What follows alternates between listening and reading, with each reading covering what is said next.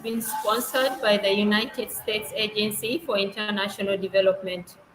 Welcome to this important discussion where we will be discussing about the impact of gender inequality and gender-based violence on South Sudanese women and girls. Thank you all for joining us. Thank you so much.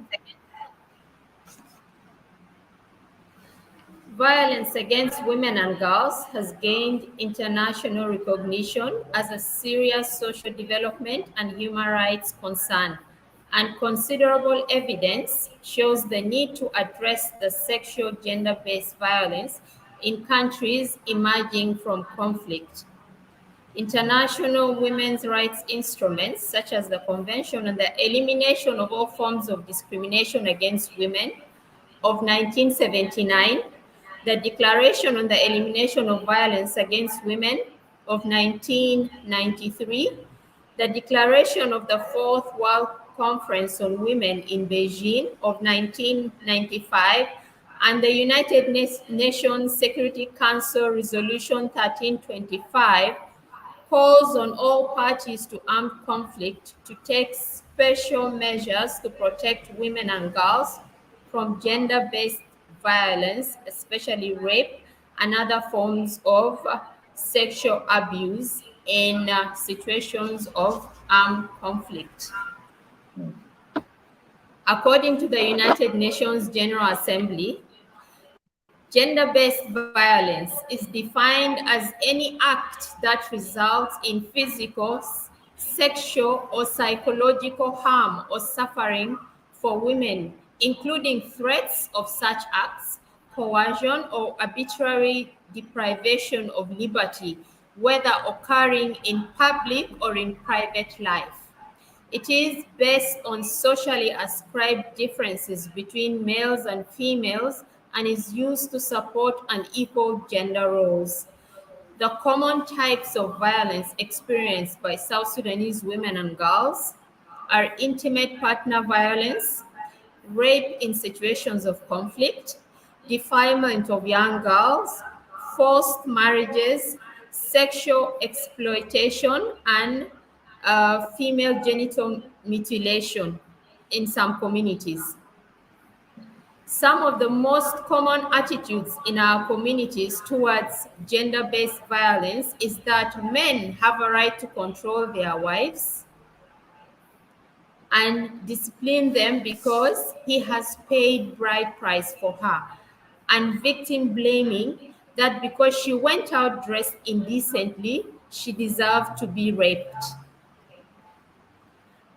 Gender-based violence is a violation of the principles of human rights and has grave social, health, and economic consequences on the survivors.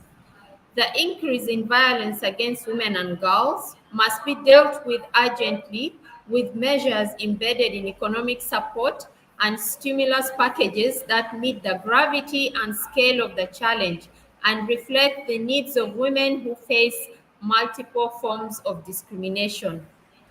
Grassroots and women's organizations and communities have played a critical role in preventing and responding to previous crises and need to be supported strongly with funding that remains in the longer term, among others. Helplines, psychosocial support, and the online counseling should be boosted using technology-based solutions such as SMS, online tools, and networks, and to expand community social support to reach women with no access to phones or internet. The police and justice services must mobilize to ensure that incidents of violence against women and girls are given high priority with no escape for perpetrators. The private sector also has an important role to play, sharing information, alerting staff to the facts and to the dangers of domestic violence, and encouraging positive steps like encouraging better communication skills at home and at the community level. Before we start our discussion, I would like to briefly introduce our great panelists. Ms. Viola Riak. Ms. Viola Riak is a social scientist and gender activist. She is currently the UNFPA gender analyst based in Juba, South Sudan. She has over 10 years work experience in peace building, conflict resolution, gender equality, and human rights. Ms. Viola is a champion on prevention and response to gender-based violence, including child marriage. She is a strong advocate on issues of sexual reproductive health services, including right to access family planning. Ms. Viola holds a Master of Social Sciences in Social Development from University of Cape Town and a Bachelor of Arts in Community Development from Daystar University. Ms. Viola Riak, you're welcome. Our next panelist is Mr. Angelo Emilio Curi. Mr. Angelo is one of the trained male champions for positive change in gender equality and women empowerment for South Sudanese Women Intellectuals Forum. He is currently completing his bachelor's degree in international relations and diplomatic studies at Cavendish University, Uganda. He holds 2 additional diplomas in international development studies and human resource management. Mr. Angelo has more than 8 years of professional work experience in protection and GBV with international and national humanitarian organizations in South Sudan. He is the founder of Child Humanitarian Action for Development, a community-based organization advocating for child and women rights in Yambio, Western Equatoria State. In June 2019, he submitted a research paper on women's political participation and representation before and after South Sudan's independence. Mr. Angelo, you're highly welcome. The next discussant or participant is Ms. Yar Telar Deng. She will join us. Ms. Yar is a lawyer by profession and a member of parliament in the National Legislative Assembly, representing Ural West in Lake State. She is very passionate about equality of all sexes and opportunities for both men and women and the youth. Ms. Yar in absentia, you're welcome. Our next panelist is Ms. Stella Keji Stephen. Ms. Stella is a graduate of University of Juba, College of Law, Khartoum branch, class of 2009. In 2019, she joined the South Sudan Bar Association as a full-time trained lawyer after obtaining her license. In 2013, she was appointed in the judiciary as a second-grade judge. Ms. Stella, you're welcome. Last but not least is Ms. Nyajuk Tongyik. Ms. Nyajuk is an American South Sudanese retired Army veteran, a financial advisor, author, entrepreneur, nurse, and an inspirational speaker. She is a mother of 3 phenomenal children, a community leader, mentor, and an advocate for women's rights. Her book, I Am My Mother's Wildest Dream, is a story of personal resilience and has waves in South Sudanese communities worldwide. She is currently on the tail end of a 6-country book tour across East Africa, sharing her experiences in Dima refugee camp, her resettlement to the US, her child marriage, domestic and family abuse, her mental health crisis, and triumph over tragedy. Her story has resonated with law and policymakers in South Sudan. It has resulted in the governors of Central Equatoria and Lake states enacting laws against child marriage. In addition to Nyajuk's debt-free journey, Nyajuk's debt-free journey has been featured on media outlets such as Good Morning America, ABC.com,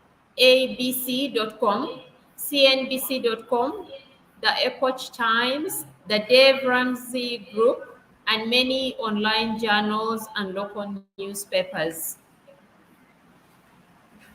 Um, Thank you all for being here. I think I'll throw my first question to Miss Viola Riak. From your personal experience as a survivor of gender-based violence, how has the violence you experienced affected your life and that of others around you? What personal decisions or steps did you take to save your life? Miss Viola, over to you. Thank you, Veronica. Sorry, my camera can't go on. I think it's something to do with setting, but yeah, I hope the viewers can hear me. Now, I want to sit back a bit, Veronica, and I want to tell the viewers that in this conversation, I'll not be only speaking as an activist against gender-based violence, but I will be speaking from a survivor point of view, having survived gender-based violence myself.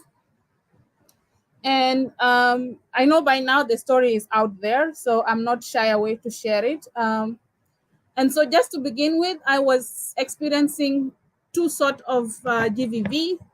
One is emotional abuse, and the second one was the physical abuse, which at some point led to gunshots being shot at me. And what has it result to me? I think a lot of stress. It's been 10 years of abuse, enduring abuse for the last 10 years. It's not something that just began. It's something that has always been there. And I think somehow I kind of ignore it, but it's not of reason. It has been there throughout. It just took me time to realize that I was actually living in abusive marriage.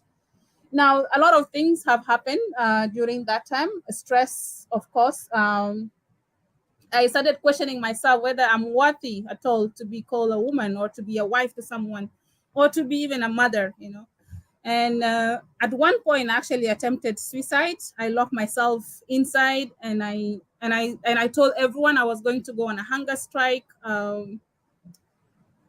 It didn't work. Later on, I was convinced. I started eating again. I started asking myself, I wasn't a good woman enough to bring my husband home. So many things that some women take for granted. My husband will go away and will not come back for months, and he's still in the same Juba. So things like that left me worthless. I felt like if my husband can't come back to be at home, it means I'm a bad woman. Like I have failed. I have failed to bring my husband back home from work, for example.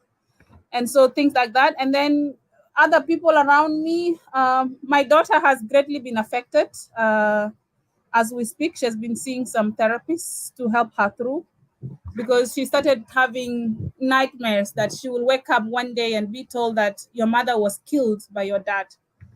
And so those are some few things that I've gone through while I was living in my marriage. But other people also got affected, like my mother, for example. Every night when I call her, she will jump up and be really worried, that something has happened to me in my home.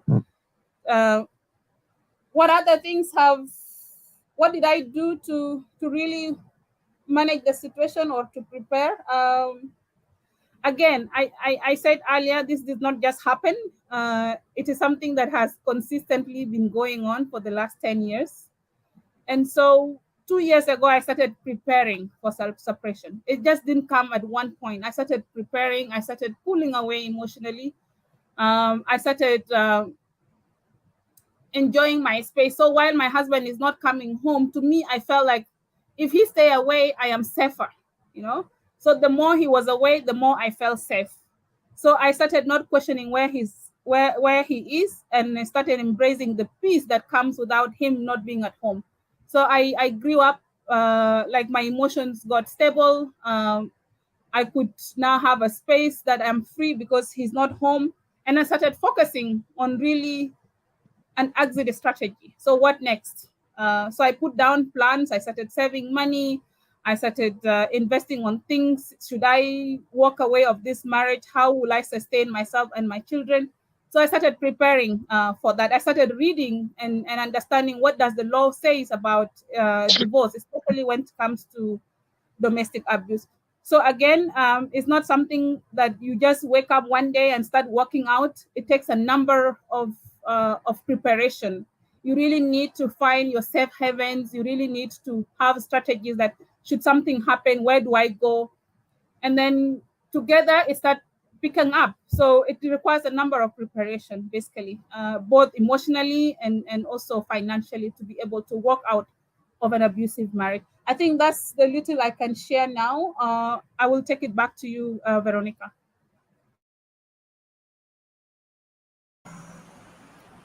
Thank you so much, Viola, for sharing your experience with us. I have read your story, and I think if you have gone through what Viola has gone through, um,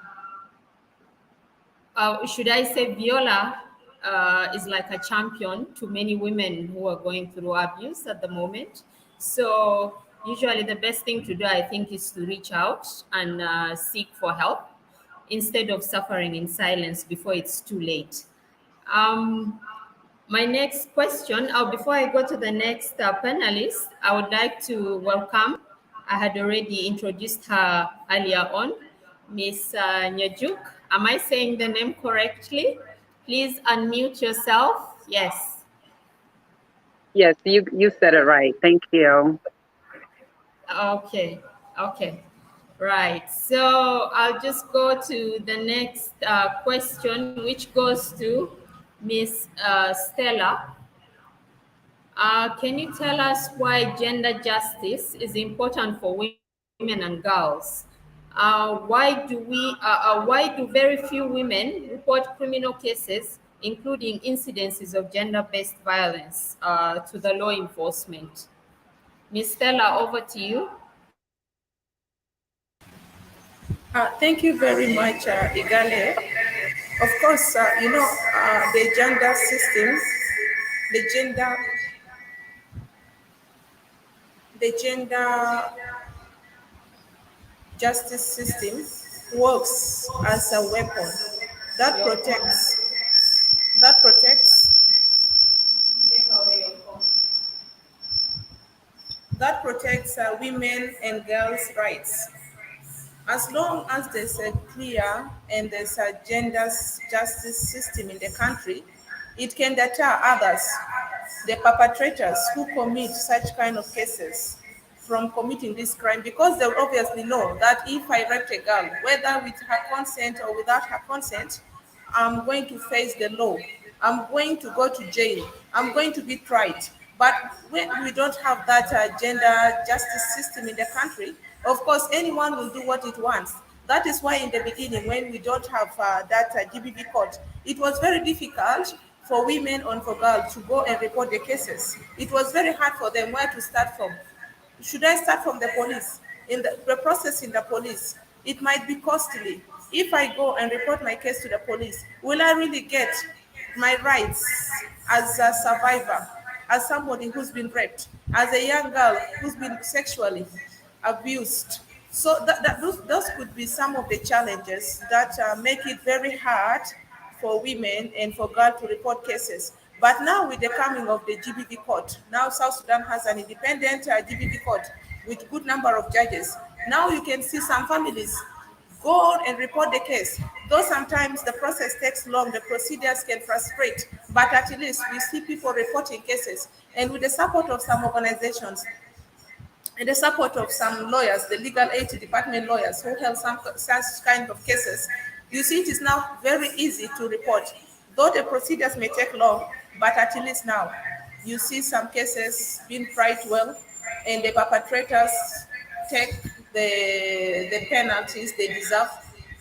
So that is it, Igale.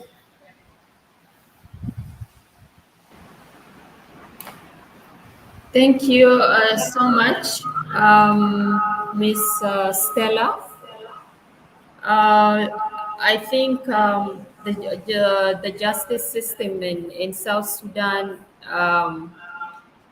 from what I hear, I think is almost not doing as much as it should be doing, and there's a lot going on in terms of GBV and violence against women, and that is because the justice system isn't doing much, or it isn't functioning as it should be. So I hope we have some law enforcement people or officers listening into this discussion today, so they know how to help us when in need. My next question will go to Mr. Angelo. Mr. Angelo Kuri. Yep. Are you here, Mr. Angelo? Yes. Yes. Yes, Mr. Angelo. As the only male on this panel and as a trained male champion on issues of gender equality and protecting women, what role do you think men can play in advocating for gender equality, women's access to equal opportunities, and in ending violence against women and girls? Over to you, Mr. Angelo. Okay. Thank you so much. I hope all of you can hear me, right?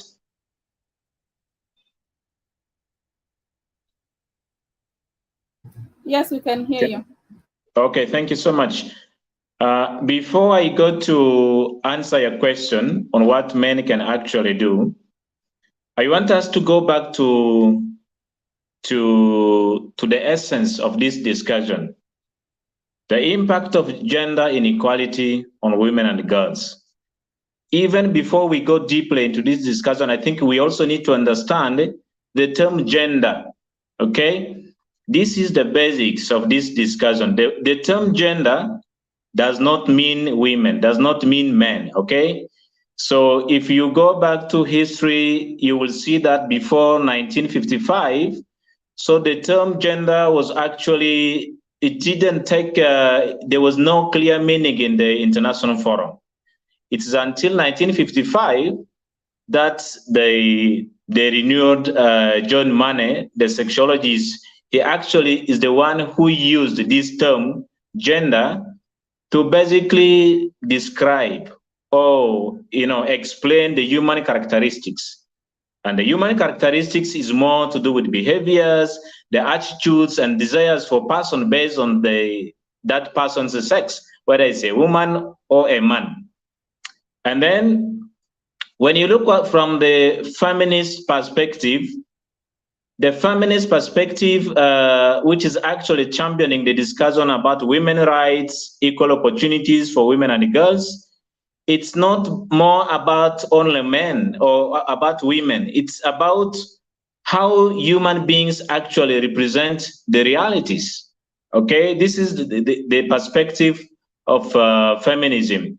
Also, if you look at the gender studies, most of the gender studies, if you read articles about gender, the term gender does not really mean a woman or a man. I'm just bringing this background for our viewers and then everyone listening to know that the term gender is not to define a woman or to define a man. It's just a term, a phrase generally used to, to replace gender without conceptual difference. And then what I want to go back to your question is that in South Sudan or in Africa, even before we come to Africa, nature speaks for itself. If you go back to the origin of the universe, you will realize that man was created, a man was created, and then a woman was created. If you read history, you realize that before even we talk about South Sudan, even in the UK, it was 1903 or 1932 where a petition was raised for women to actually have right to voting. That means it's a global issue. The United States is the same, 1948. And then the same in Denmark, 1918. If you go to Saudi Arabia, that's in the Middle East, that was recently in 2001. In Namibia, that's part of Africa, was 1989. So you realize that the society generally in the world was made in a way that is a male-dominated society, right? And then you see that men actually have more power in every families. And then this continued to manifest in our daily behaviors, in our daily activities, what we do. That's why we are talking about gender inequality today. So, to your question, what men can actually do to advocating for women's rights, for girls' rights, let's contextualize it a bit into South Sudan. In South Sudan, I will say, if you remember, history will tell you during the struggle for independence, we used to have a Katiba Banat. If you can remember, in the army, we used to have a Katiba Banat. That was a special, I think, a special battalion for women. Some of you can remember that. And that can show how women contributed to the struggle, okay? But again, as a male-dominated society, you realize that this gender inequality or gender discrimination is manifested in the way we see that men, because they are the head of the family, they are regarded to be head of the family, and then they own lands. So they have this land ownership, and then they have this access to education, to jobs, and then it also brings the question of women voices in the communities, whether women have voice or not. In some families, you realize that some serious discussion, women are not invited to participate. Let's say there is a conflict between society A and society B, so women will not be invited to participate. For them, it's like this is a men's talk. Okay, it's a men's talk. When we resolve the issue, if it's about migration, we'll just tell you where to go. So what I want to emphasize here is that in achieving gender equality, it is going to be a generational thing. It's not a 1 year or 2 years process. I'm happy that this discussion is ongoing, but what I can say is that women first and men should also recognize that the culture dictates on what we do on daily basis. Okay, so changing the culture where men seem to be, are considered to be powerful in the family is the culture that has to be, gradually changed.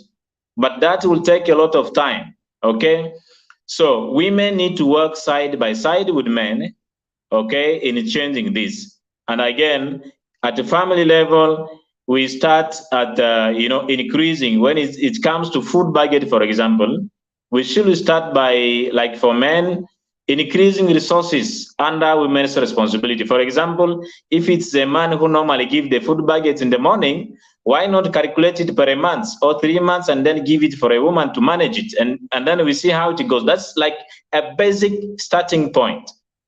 And then it goes from family to the community, and then goes to the national or state level.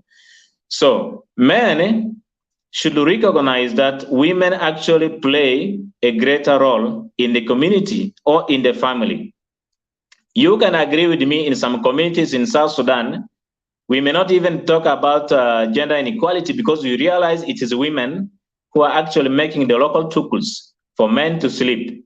Okay, I can give some examples. I don't want to mention some specific community, but some of you, I know you're also Sudanese, you will agree with me that there are some communities where female, actual women make tukus, and then men can come and just enjoy it. So what we all need to recognize is that it's a collective responsibility for all of us to find a middle ground. We will not have a situation where woman will be completely the head of the family. we will not have this situation. You can agree with me, because culture is actually dictating on what we do. And I'm sorry for the situation my dear sister was explaining about a stressful marriage and all that. So this culture, we live with it. And we have, in South Sudan, you have the traditional leaders who are the custodians of the customary laws, okay? So for us to have this a forum or a small space for women to participate and contribute and have their rights to education, to jobs, as we always say it, the custodians of the customary laws, and those are the traditional leaders, they need to be more engaged. We need to engage them in the workshops that we conduct, in the trainings that we conduct, and then we should not, if we say men are always problematic, it creates a tension where, okay, many will say, if you say we are problematic, okay, solve the problem. And then the men will leave it in the hands of the women to solve the problem. And this will not really happen in the near future. We have to recognize, women need to recognize that at the current moment, it is men in power, okay? It is men that decide about the family. It is men mostly deciding on the politics, the division of labor, recruitment, and the policies. So for you to move from this traditional way of making a family or a society to a modern way where women participate in public life, we need to have a kind of partnership with men. I don't want to talk about gender imbalance in this discussion because we are like five women. I'm only one, but that's fine for this discussion. So, but it's very important that we recognize that it is men in power as we speak. So working to find a middle ground, not really like equality, because a lot of the culture and also religious organization, I think it's of recent that we are seeing like female bishops and then female priests. You see, this also tells you why that God created man. He actually laid the foundation for the family, okay? And then if you take it from the biblical perspective, you realize in Genesis chapter 1:26 that women are actually made to play a supportive role in the family, not even the community, in the family, okay? So if this is the case, but from a traditional point of view, but now we live in a society where men can lead, men and women can work in offices, women can drive cars and bicycles and go to school. I think we need to find a middle ground. As men, we cannot do it alone, okay? As men, as your question, what can men actually do? One thing is to advocate like what I'm doing now, but women also need to acknowledge this cultural and traditional setup where men are the one considered like the kings or the superior, the senior decision makers of families. And then they have to be convinced that you are not bringing like to change the original setting actually God made. Thank you so much. I will come back with some few points. And then I just wanted to comment, if you can allow me, Veronica, to comment on the gender justice system that was mentioned before. I think even before we go to the gender, before we go to actually judge who takes what percentage in the court, we should be able to recognize that South Sudanese are yet to recover from the trauma that was imposed or we went through during the Sudanese Civil War. This is the first. We never recovered from that. And then the second, after the independence, we went again to another conflict. And then the trauma and trauma and trauma continued. So if men are, they looked at like perpetrators of gender-based violence without understanding, we need to understand those factors that led men to actually think the way they do. Why do men think that they are the kings? Why do men think they can leave their wives for 3-4 weeks without visiting them at home? There are those factors. We need to find it. And then after assessing those factors, and then people who are doing programs, we can tailor some programs to addressing those, not always putting women as beneficiaries, and then we are branding women as always, victims. Okay, this branding of women to be victims continue to victimize them, because many will say, okay, women are always victims, and then the organization will come in and say women are always victims. Some support's coming to women, men are not getting it, and then you need men to change their attitudes towards women. So there is that missing link. We need to find out how we can balance and find the middle ground. Thank you. Thank you, Mr. Angelo, for that very elaborate answer. And I would just like you to answer this question. It's from the audience. Briefly, Mr. Mayor Marial would like to know why GBV is always focused on women and girls, neglecting men and boys. Just briefly, can you answer that? Thank you very much, Marial. I don't know he's commenting from where. The reason why it is impacting, it is just because more focus have been put on women. More focus to see who is a beneficiary, who is a victim of GBV has been put on women. So men are regarded as perpetrators. Therefore, if you go to some villages or in some situations, men are also victims of GBV, but nobody is talking about it. That's why we only see that women are vulnerable or women are always victims. Marielle, I will tell you, nobody is actually thinking or following up how many men, for example, are victims of domestic violence. You have women who beat their husbands. Nobody is following that. But if you beat your wife, it is a crime. So this is the reason. The day we have the government institutions and the organizations in a place that will have a balanced responsibility to see the challenges that men and women are facing, I think that will be the first breakthrough, not prioritizing women to always be victims and men becomes the perpetrators. Thank you.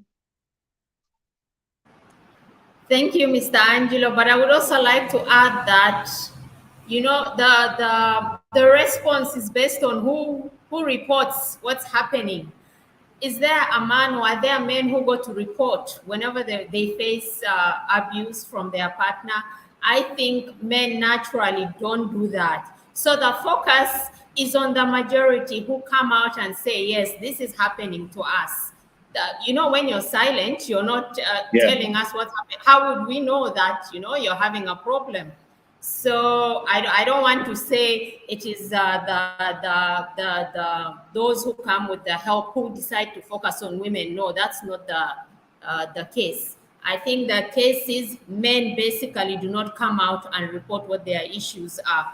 I don't want to drag on with that discussion. I'll just move on to our next panelist, Ms. Nyajuk. You're welcome once again. My question to you is that you recently launched your book that has highlighted many issues on women, including inequalities and violence against women and girls in South Sudan. Can you please give us some key elements of the book that are related to the topic of discussion now? What key lesson have you learned in writing the book, and what is the most likely impact of the book in bringing changes to the South Sudanese community around the world? Ms. Nyajuk, over to you. Thank you, Veronica. Thank you, everybody on the forum. I do want to apologize for my tardiness. I had just come from a book launch here in Addis. I'm in Addis Ababa. So we had a book launch today that just ended right when this program is starting. And then I have a little internet issue that was kicking me in and out, but I won't talk too much about that. I'm here. I'm grateful to be on this forum. And yes, you're right. I have been on book tour since beginning of June. I'm here in Hadis, and this is our 7th stop. We just came from Juba.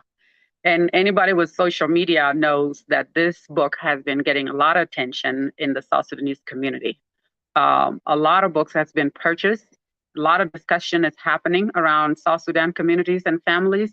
And you're right, it's because it has spoke about things that normally has not been put in book or discussed in public open area, as far as woman violence or arranged marriages, forced marriages, and early child marriages. I wrote this book as my own personal experience. Okay, and I do want to say it here, because the book is not me just speaking in theoretically or in general about violence or all these topics that I talked about. I talked about my own personal experience, and that started with my own arranged marriage when I was 14 years old, and this happened in America. Okay, so I decided to speak about it because I know it's still happening 22 years later. These are things are still happening. And nobody is addressing it as far as I'm concerned.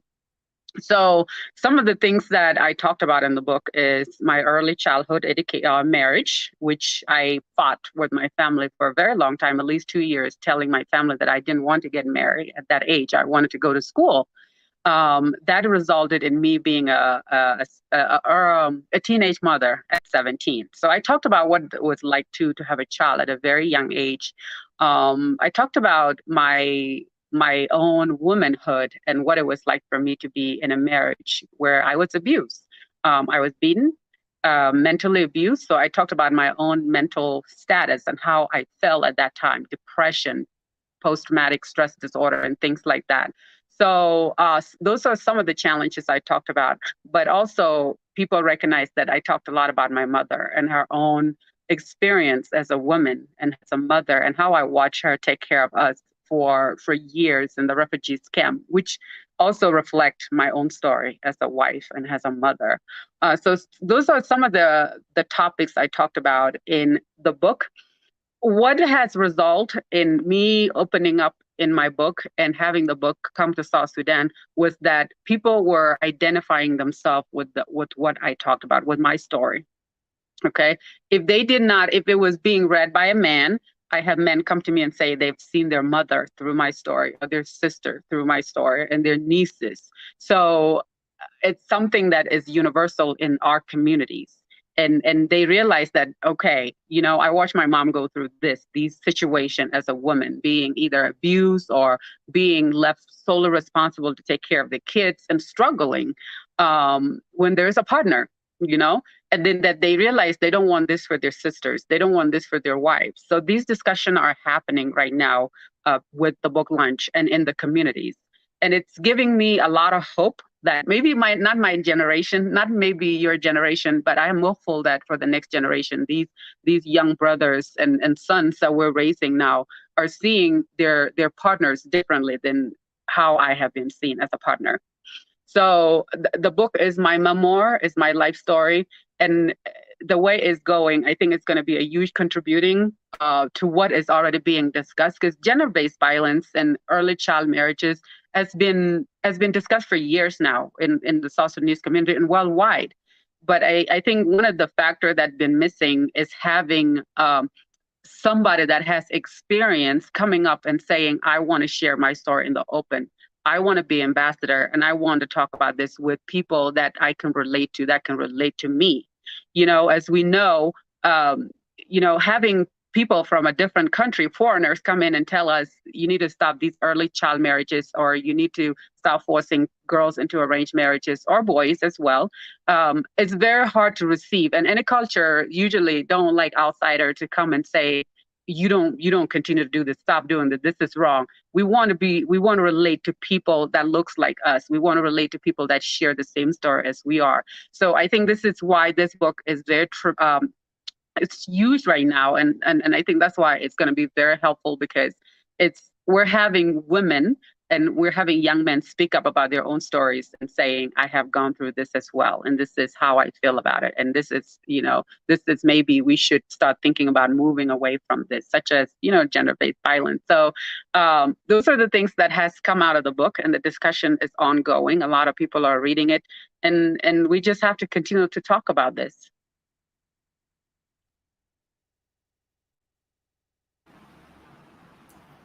Thank you so much, Ms. Nyajuk.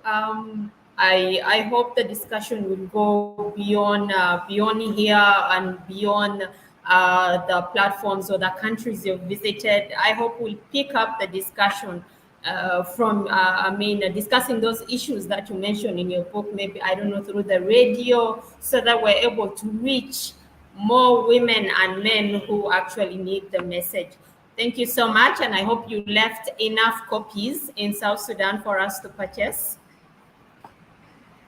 Yes. Yeah. Yeah, we currently have, we're going to be able to print some more copies in South Sudan. Okay. Yes. Viola, are you there? I'm back to you.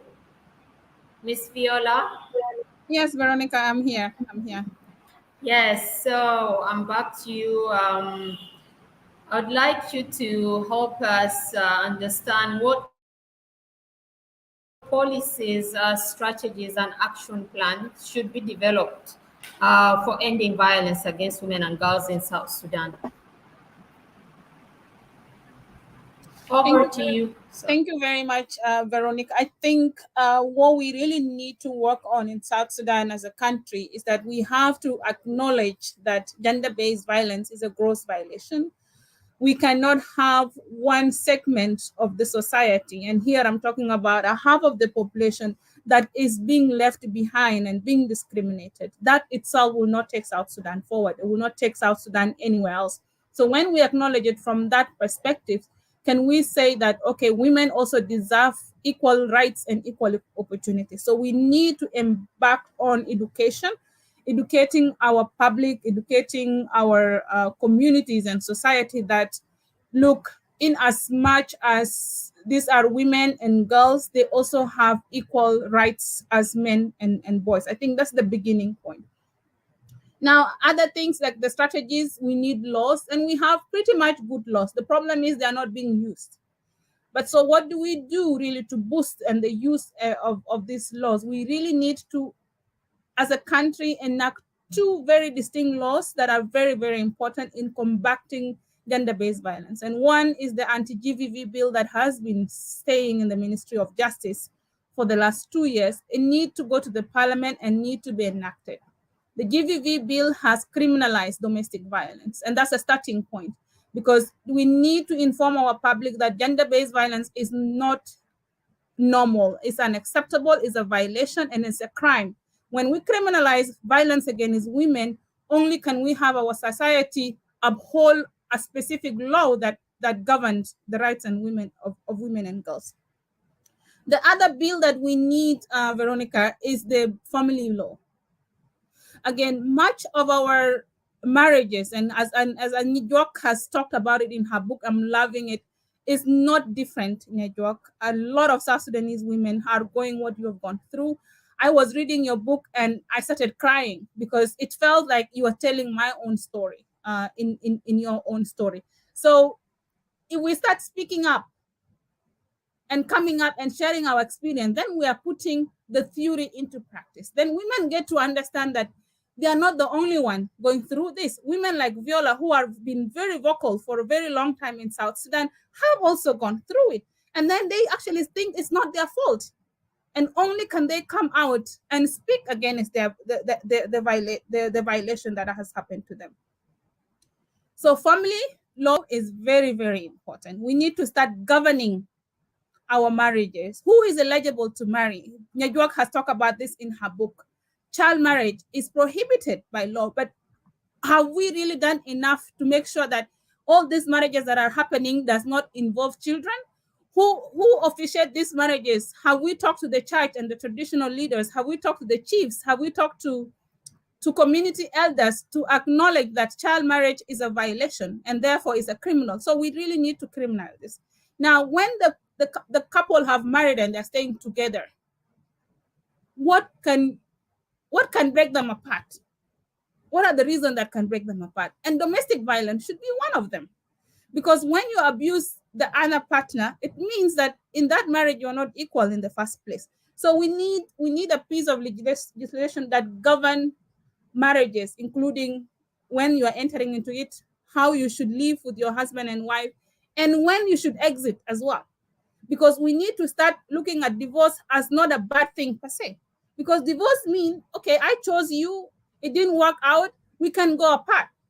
But when we said you are married and you therefore you have to stay for a very long time, and if you walk out, the society see you as an outsider or as a rebellious against their culture, then women will continue to live in marriages that are not conducive for them. Again, I am coming out very vocal on this. In as much as the society has accepted dowry as a customary norm, we need to ban it.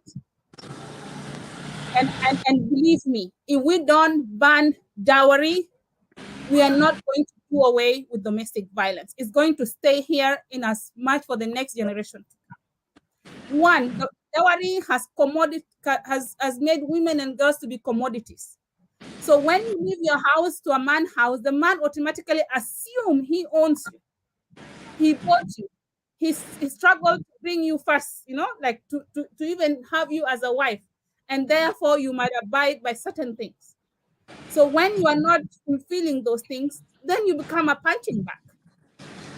So we cannot liberate women if we are not talking about dowry. The issue of dowry is a must. It's a must need to do if we have to end gender-based violence. And again, we need to really look at the institution of marriage itself. Whose marriage is it? Is it the communities getting married, or are the two couples getting married? We need to really define whose marriage is it. In the end, it is not the marriage of the community, it's the two people coming together to form a union. And if that union is not conducive enough, it should be up to them to come back and say, okay, it didn't work out and therefore we are going apart. And that should be okay. Because I know of so many women who are stuck in marriages because they know they are going to die there, and therefore they don't see a way exit. What has that done? It has given them high blood pressure. It has given them a lot of stress. Most of them have committed suicide, and some of them have illnesses that has come as a result of the abuse that they're enduring in their houses. I think I will stop there, Veronica, and maybe continue from there later. Thank you so much, Viola. I definitely agree with you. One of the policies we need, or one of the laws we need to enact, is marriage, something with regards to regulation of marriage in this country, whether it's a marriage law or the Marriage Act. I think we need to start working on that in this country. Stella, are you here? Miss Stella?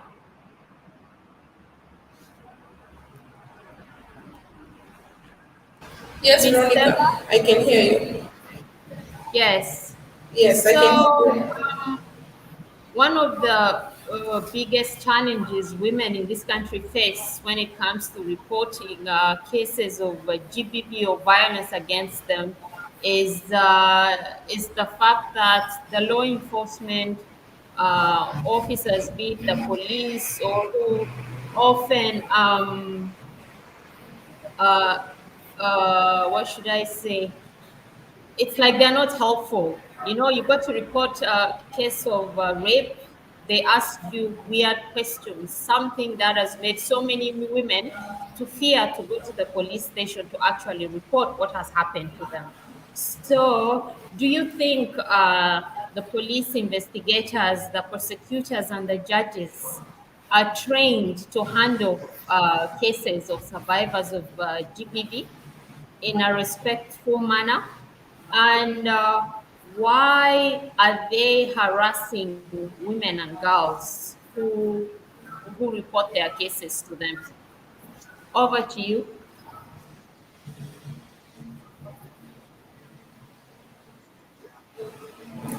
Okay, thank you very much, Igale. In fact, it's a very good question that requires a lot of help from us, the social workers, lawyers, police investigators, the stakeholders. If this didn't join hand to cooperate or to collaborate in handling, not forgetting the prosecutors also, in handling this kind of cases in a very respectful and good manner,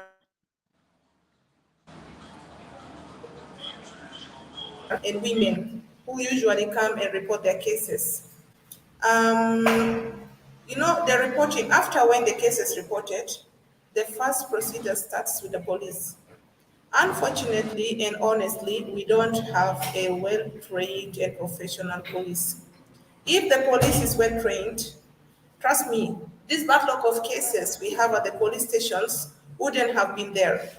First of all, gender-based violent cases is a very highly confidential cases. It has to be handled in a very confidential manners. Social workers should be sit next to the police officers, police investigators, to enable them to talk fast to the survivors. Because if the survivors is brought before the police, anyone would like to see who is this girl, where was she raped, when was she raped, what was she dressing. These are the questions first come to their minds. Even the police, they'll start asking girls in a way that the girls will feel harassed and not free up to talk. But if it is handled by the social worker, and then the social worker takes the information to the police, then based on the information being brought or sent by the social worker, it opens up that confidence in the survivors. And then based on the investigation in a very confidential manner, then forward it to the prosecutors to enable the prosecutors to forward the cases to the court before the judge for the trial. But unfortunately, as I mentioned earlier, the police are not trained. And the prosecutors, of course, there's a challenge here. The prosecutors don't monitor the investigations. It is the role of the prosecutors to monitor the investigation from the beginning till the end so that before the case was sent to court for trial. But unfortunately, some of the prosecutors are not trained and some are trained. But there's a gap here. The police think that they are the overall. Some of the police officers even don't listen to the prosecutors. And the prosecutors don't give time to revise the case diary and to supervise the investigation. That could be the first element. The second element is a corruption. There's very high level of corruption within our judicial system, the police, even the investigations. You go open a case, the police, if you don't bribe him, if you don't have money, because we understand these cases, when open in Italy, the police are supposed to be free. They may ask and demand for a lot of money. And then in case if you don't have, let's say the survivor comes from a very poor family, and then the perpetrator may take an advantage of that because she knows that this girl cannot go to the police, and the family may not even afford to pay the cost at the police. For the family to get that amount of money to give to the police to open up the case and to issue the arrest warrant. And then there are some challenges. They may say, okay, you pay 20,000 for me to go and arrest the perpetrator because I cannot arrest the perpetrator when I don't have a vehicle. You need to hire a vehicle or give us some money for hiring the vehicle. So these are some of the challenges. You see that the survivors get frustrated in the middle of the process because of these kind of attitudes. But if there's a proper supervision, if there's a proper monitoring, if the system is put in place, social workers should be put in the police stations. Social workers should sit next to the police investigators and next to the prosecutors to make sure that the survivor is well treated and there's no fear inside the survivor. Because now any person, even if it's not a survivor, can fear police when the police start asking questions in terms of like harassing the person, where, when, how. This kind of questions itself can create chaos and fear inside the person, leave alone a person being raped, leave alone a person being abused sexually. So these are the challenges. These are the serious challenges we are facing with the police officers. You find out lawyers are also frustrated. You find a lawyer coming to support or to assist in the process. The police may frustrate the lawyers. Why do you have to bring a lawyer in? The police may even end up hiding the files, the case diaries, and refuse to forward it to the prosecutors. You go report the police to the prosecutors cannot do anything. Some of the cases I come across, you find prosecutors telling people, now I can't do anything, the system is corrupt. You're higher than the police and you cannot do anything. The police does what it wants because the procedure starts from the police. Without the investigation, the case cannot go on. And it is the same investigator who goes to court and takes the case to court. And it is to be cross-examined by the judge. When, where, and then he has to give all what he recorded in the case. But if it's not cooperating, if it is not helping, if the police is not giving out the help which is required for the case to go on, that is so frustrating. You see, some other girls will tell them that, you just forget about your case. You are raped, tomorrow you'll be fine. There's nothing, but the perpetrators are just mingling outside there, and they are very confident that nothing can happen to them because even they can bribe the police in terms of arresting them. Once they want to be arrested, they can give the police some money, and then the police will come with a report and fail to arrest the perpetrator because the address being given to me is not clear, or because the perpetrator is a general in the army, or is also holding a gun that is very risky for my life. So I find it a bit challenging, and it is continuing, and it's so, of course, frustrating, but that's all what I can say. Igale.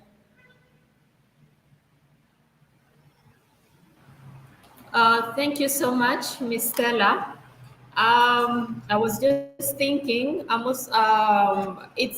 think it's also partly because there are very few women in the security sector. So, of course, if I am violated, I think I'll find more comfort talking to a woman than reporting actually what happened to me to a man, because he might not understand what happened to me the way a woman might understand it. And I understand most of these police stations, when you go there, especially at night, if my husband is beating me, I run to the police station, I'm going to find a what? I'm going to find a man there. And he will not look at it as a violation of my right, the fact that my husband has beaten me, but he's just going to say, you go back to your husband, you go and solve it, this is a family issue, I cannot interfere. So I think the issue of training our security personnel, our judges, our prosecutors to handle issues of domestic violence as a criminal issue is really wanting. And related to that, I think my next question is going to Mr. Angelo. Mr. Angelo, are you here? Yes, sure. Yes, Mr. Angelo, related to what I just asked Ms. Stella, can you please and briefly explain to us why do you think men and women are not reporting cases of GBV to law enforcement? If you can just add on what Ms. Stella already stated, and tell us also what you think can be done to encourage communities to take GBV or gender-based violence as a criminal act and not a family issue. Over to you. Okay, thank you so much. The issue of reporting, it's also, let me start with the women. In most families, in most communities, reporting about sexual violence seems to be like a shame on the woman. There is that concept in most of the community where if you talk about your, like for example, your sexual relationship or your husband mistreating you at night or anything of that matter, it's like, why are you sharing this shame? Okay, this is one of the challenge I'm seeing in most of the communities in South Sudan. So the moment we realize that sharing this information, but again, we need to know who do you share the information with? If it happens at home, who is your first contact? I think of recent, there has been a kind of reorganization of family, of community leadership in every society. Let me say in Western Equatoria, in Yambio, you will see in a village, in a locality, you will find there is a women leader. There's a woman who is a leader of the women in the area. You will also see a youth chairperson. They say Reshabab Blarabi. And then before you reach the headman and then to the sub-chief going to the police, I think it's very important to reactivate those social structures. Those are very important. And then in the police, somebody I think mentioned that the issue of trained police to investigate the GBV or how to ask a question to the victim of GBV. You know, when it comes to professionalism, it doesn't matter whether it's a man you are reporting to or a woman. A well-trained individual or police officer doesn't matter whether he's collecting information from a man or a woman. So there is always need for high level of confidentiality when GBV is reporting. I think this, when you find like multiple people asking you at the same time as a GBV victim, you feel ashamed, like, why did I share this information in the first place? Because everybody will be talking now. There is smartphones, people will be taking photos, sharing on social media that Miss X was sharing about sexual violence or sexual assault in the police. So, but also I want to remind us that in almost every police station in South Sudan, there is a child protection special unit. And in that child protection special unit, you find, like here, there are organizations, okay? You will find a representative of a GBV or organization dealing with the GBV. They are always there working. There is always partnership between a child protection special unit in the police and the actors, including the Ministry of Gender, Child and Social Welfare. So we need to break this social barrier of reporting. And then the second thing for men not to report, if a man is not reporting, you know, if your woman beats you, in our tradition, it's like if you share it with the public, they will say you are a coward. Why do you even talk about it? If you're a man and the woman is beating you, so you're talking about it, or others will say, why didn't you beat her? Why didn't you show her that you're a man? We still have those traditional cultural beliefs that is in there, challenging the reporting mechanism in place. As I said, the best way I will say is to reactivate the social structures, starting from the family. You have the women leader. If it is a boy, you have the Shabab or the youth chairperson. And then the youth chairperson, if the victim is feeling ashamed to share the story, the youth chairperson or the women leader can have a private and confidential sharing of information with the police in charge who is collecting this evidence. I think that's the reason why there is low reporting as well. As I said before, I think I will also encourage the men to always report, because if we don't report issues like domestic violence perpetrated by women, men will always be looked at as perpetrators.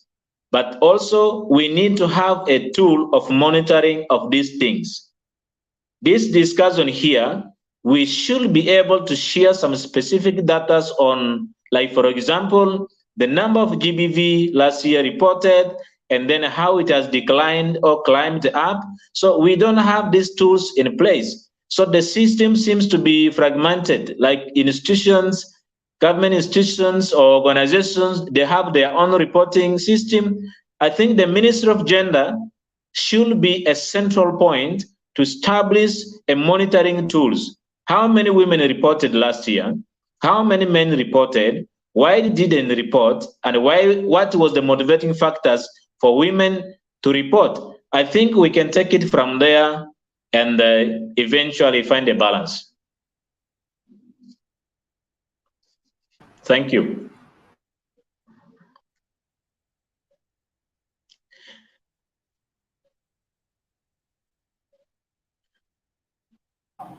Thank you so much, Mr. Angelo. Miss Viola, you had a comment? Please go ahead. No, it's just sharing, just adding to what Stella have said, and from my own experience last year when I went to the police, because this time I wanted to go and feel how women feel in the police station. So after the gunshot the previous night, I went to the police station. When I was narrating my story, to my surprise, the police were actually doubting the fact that my husband actually shot a gun and threatened to kill me. And the first question they were asking, like, what did you do? And so these are the questions that women get to ask. And the doubt, they were even denying the fact that I said somebody shot a gun at me in my house. And they did not believe it. They were asking reasons why and what led. You must have done something. They were actually asking, what did you do? What did you do for him to want to shoot you? And so if these are the kind of questions women get asked, no wonder why the law reporting is existing, because you already want to, like, to bring out the problem in the police station, and the police station are projecting you to doubting you even in the first place and asking you what are the reasons behind it, without actually acknowledging that somebody has committed a crime, and them as the law, like as the people in charge to implement the law, are supposed to do what they are supposed to do. So I just wanted to share that bit. So these are the challenges that our women are facing out there. Yes, Miss Nyajuk, you have a comment in addition to what Viola just said. Go ahead.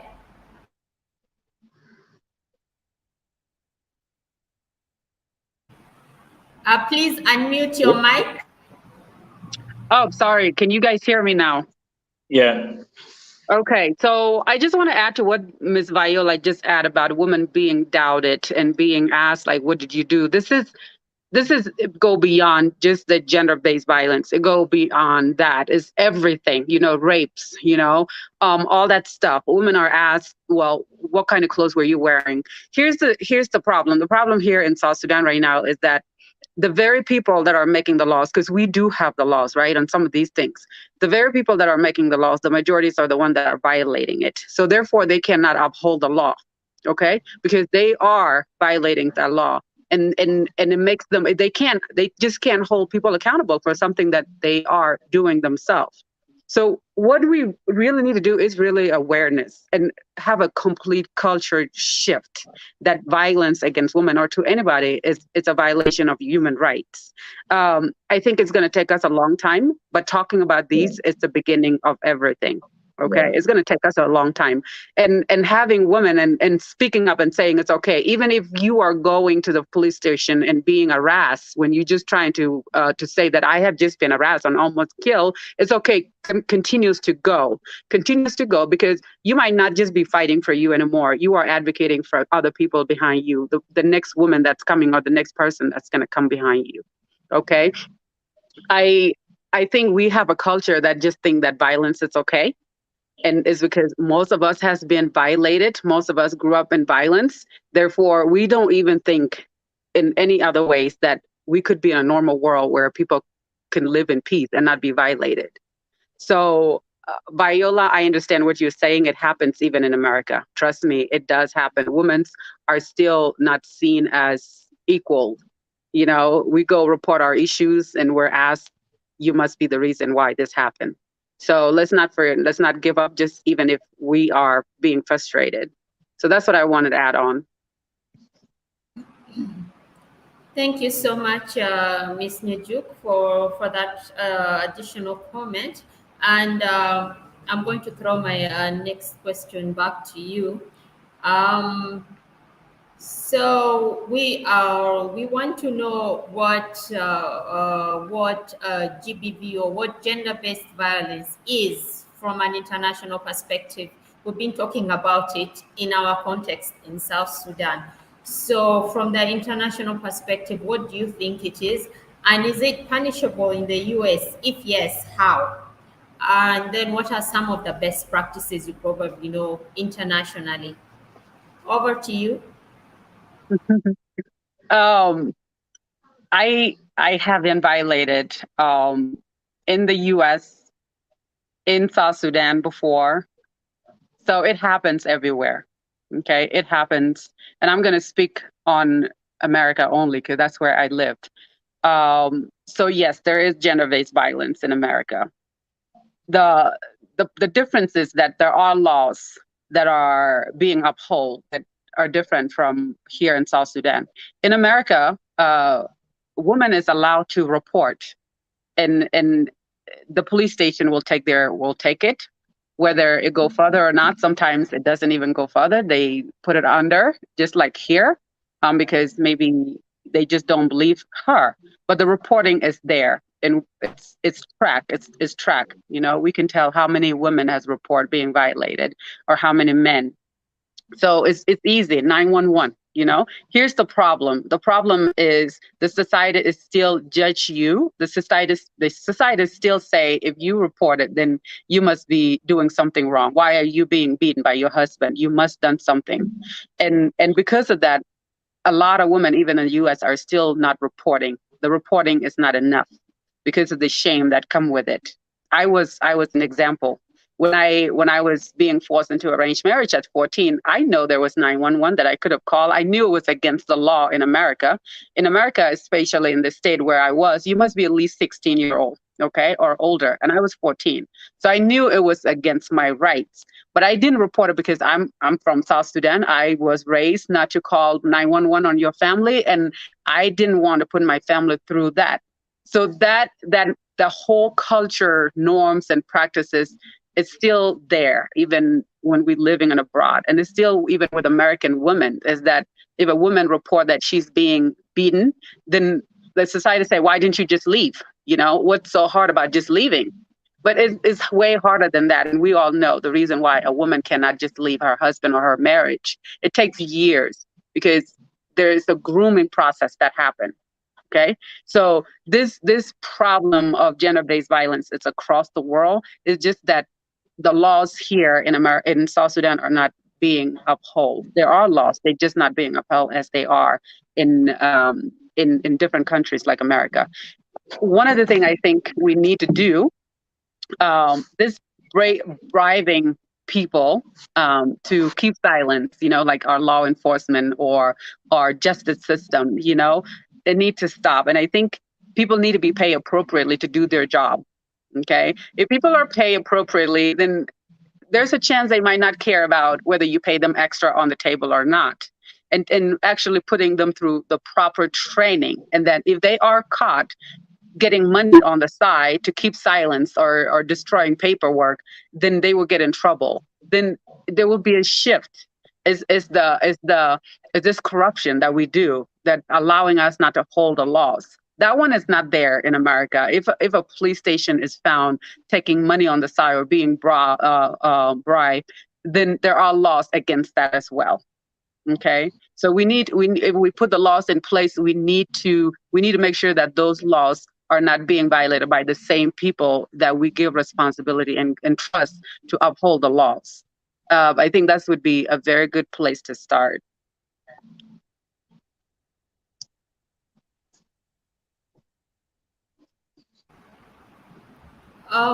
Thank you so much.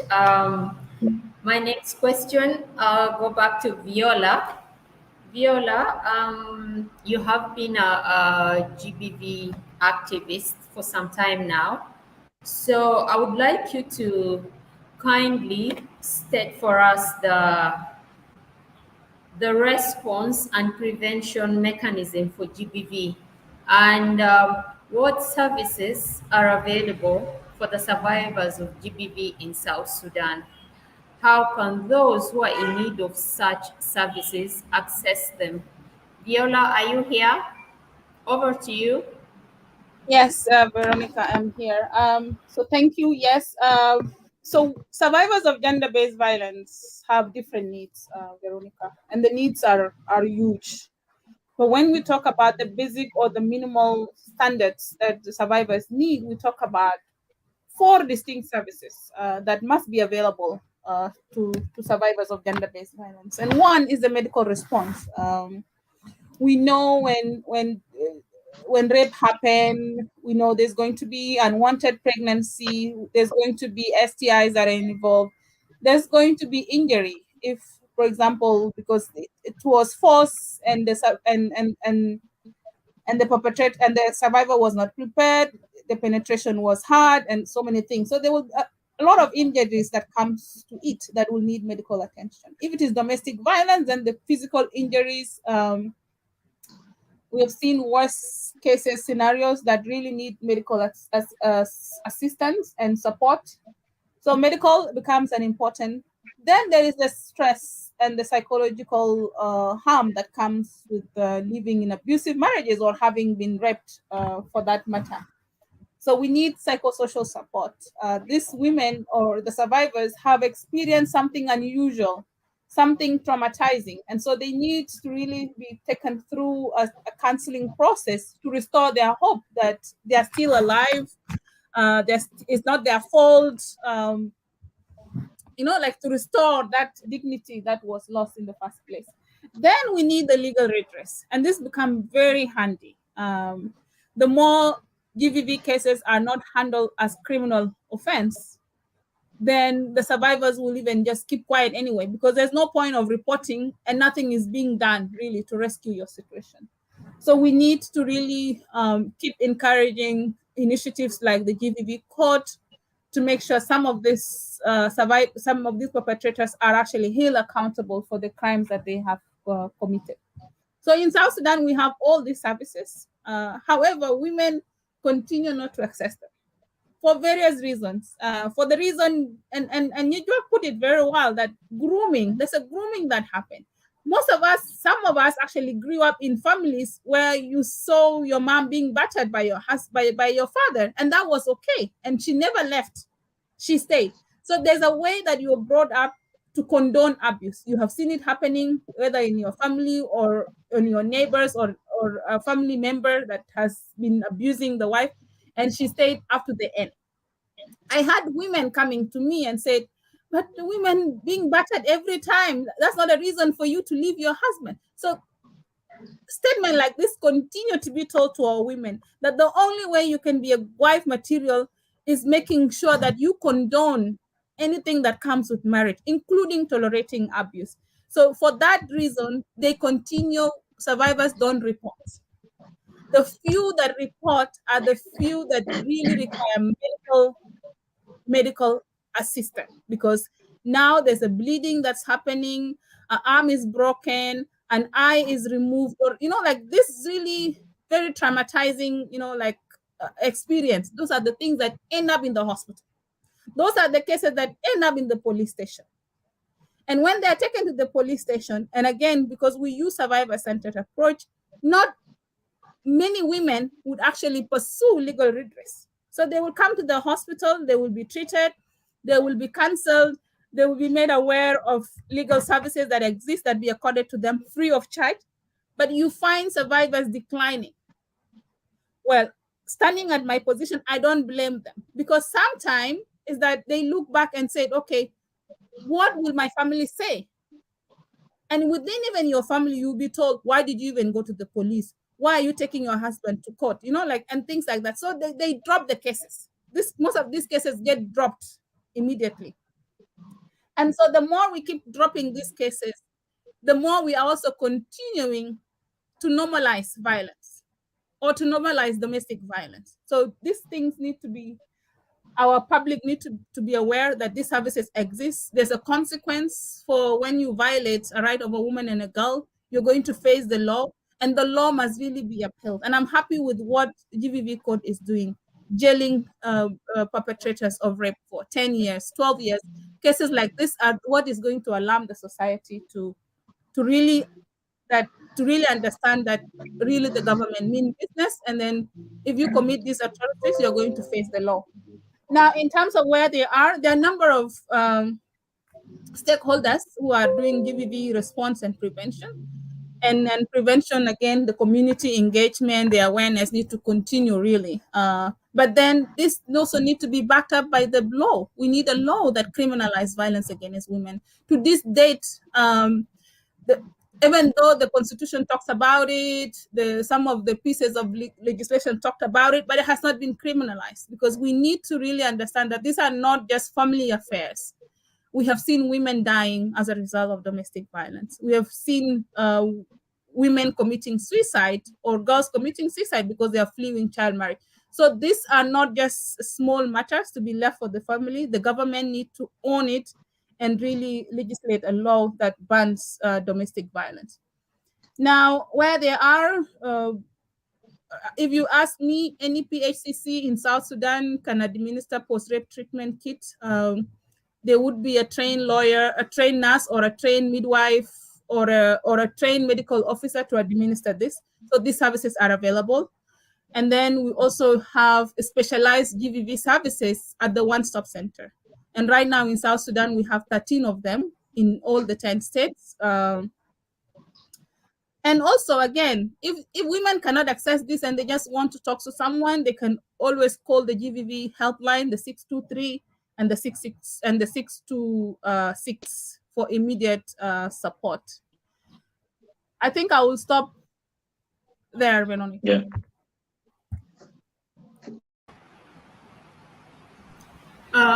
Yes, Mr. Angelo, you had a comment? Yes, I think what is required in this country is peace. That is the first point. Peace is required in this country so that the institutions that we have can function properly. Once we have a functioning institutions, solving the GBV issues, reporting, and others will become very easy. This is the first point I wanted to make in that. And then also, we cannot have like, we also need to look at the reality. In a family, a wife and the husband, a family cannot have a free, violent, family. Like it's peace throughout, from the day you get married and then to the time, your end of life on earth. We will always have challenges in marriage. We will always have conflicts involving a man and the husband. So I don't think separation can be a solution to domestic violence in this case, because if separation is a solution, you will realize that every woman who is not really getting enough, or maybe feels like she need more, can actually decide and just go. But you have children you need to take care of. Okay, I'm 15 years with my wife, okay? And then all these 15 years, we have had some potholes to cross, okay? But we developed a family response, starting with respect, acknowledging that as a man, you went wrong, you have to say sorry for your wife, and then the same for the wife. Okay, we cannot like really rule out that a family should be free of domestic violence. It is just nature, it is just the reality, but what we need to do as married couples and those who are listening now is develop a home response. Respect each other, agree if you are wrong, just say, I did a mistake, you apologize, and then you move on. And then I also wanted to say, the more we, there is a misunderstanding in the communities, and I have seen it many times where I live as well, where a woman, I don't know whether it is a misunderstanding of women's rights, women will walk up and say, I'm going to my parents' house, I'm leaving you. What is the reason? You are not providing this, you're not providing this, you're not providing that. Or maybe I saw a missed call as a new number in your phone, it might be a new girlfriend. This kind of minor things. The issue will go to the court, and then it goes on and it goes on, because the concept, I will say the misconception of women's rights also in the minds of our traditional leaders and to some institutions, they will say, okay, it's your right, I think you can decide to leave. But you realize as we speak, we have a lot of single mothers. We have a lot of single mothers, others with 4 or 5 children, separated with their husbands, even for reasons they were not supposed to separate. And then it is the family, it is the children to suffer because they continue moving between a man and then the divorced wife, and then you don't understand each other anymore. We leave the children in a complete confusion and dilemma that they will not be able to manage. I think as a female speaker in this discussion, I want to encourage us. Family is the foundation of a nation. If we have a peaceful family, we have a peaceful nation. We need to encourage and revisit our traditional leaders. You know, there is a common phrase that says, if everybody hates you, at least there will be one that you can hold on to. Okay, so if the modern judicial system is not working, how about the customary laws? There are those bad laws like the bad customs. Okay, we know about it, and then we can straight away talk about it to the traditional leaders. But there are those ones that we really need to respect. The fact that a woman should respect her husband cannot be replaced by even the constitution. Okay, the fact that a man should respect his wife, is that right? It's like for both of you, that's why you decided to be husband and wife. But unfortunately, in some community, you realize that in some marriages, it is not actually the woman who decides. It is the parents. The parents will say, maybe this man is wealthy and then he can pay us more, so get married to him. In this kind of marriage setting, women really have very little. And that's why, because it was not your choice, and then this man is wealthy, he has money, he will have multiple wives, 6, 7, 8 wives. He will leave you home for, 12 weeks, 3, 4 months, he's not visiting you. And then it becomes an abuse. When he comes home, you are not talking to him. The whole issue comes up. I think there is that problem in the traditional setting that we really need to focus on the custodians of the traditional, the customary laws. All these discussions online, we need to put it in practice. We need to tailor programs that really involve the traditional leaders to be part of this kind of discussion, because some of this problem can actually be solved even before it goes to the police. And we need to trust our system as well. Lastly, the more... Mr. Angelo, please, in the interest of time, please try to summarize. Okay. Yeah. I mean, I will give time for others to comment.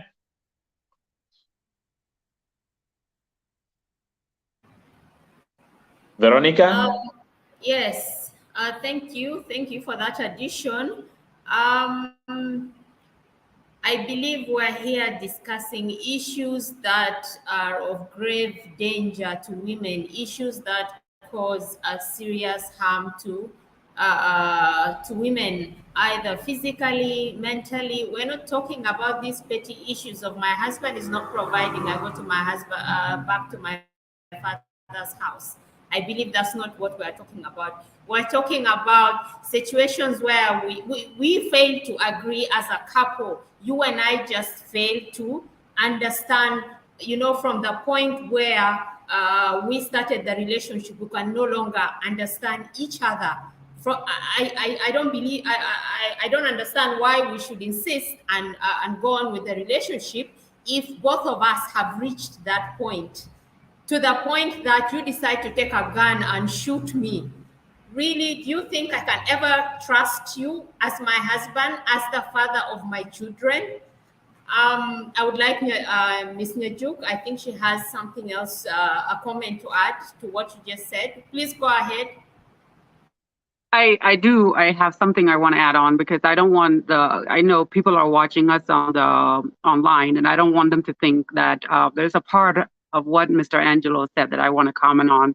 And it's the part where he said that marriage will never be without violence, okay?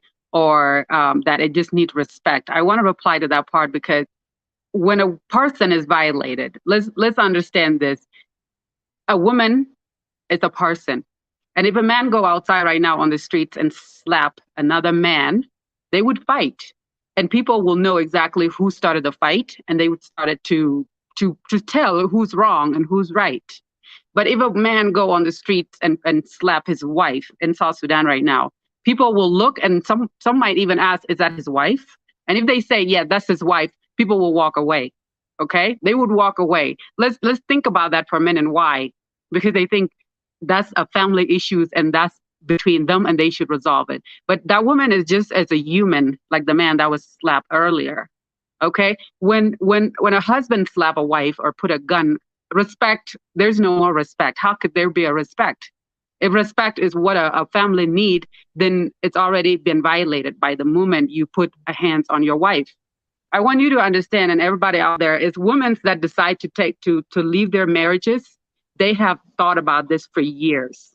Okay? No woman get in a marriage and even have kids and want to get a divorce. Nobody.